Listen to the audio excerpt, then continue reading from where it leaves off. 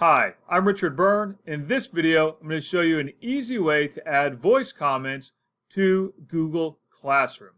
Let's go ahead and get started here. I'm in my sample demo class. You can see in the upper right-hand corner here, I have the Mote Chrome extension. In a previous video, I showed you how to install that extension. I have a link for that down below in the description here. So I have my sample announcement. And what I'm going to do is with the Chrome extension called Mote installed, I'll have this little Mote button in my stream when I'm adding comments. So I can just click and record on that. This is my sample class comment that my students can now listen to. Now I'm going to post that,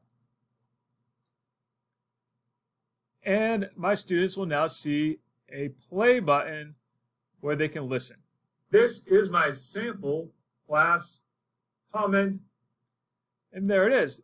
Now, I can also use Mote to leave feedback for students on the assignments that they turn in. Go over to your classwork and pick any of your assignments, and then jump into one of the ones that your students have turned in. For example here, my student Mason has turned in some more math problems, and in the private comments, I again have that click to record. Mason, it seems that you have forgotten to actually solve the math problems for your sample math problems. And again, I can post that. And when I post that in the comments, the student will have a little play button to play back and listen to my voice comment. So that's how you can add voice comments into Google Classroom.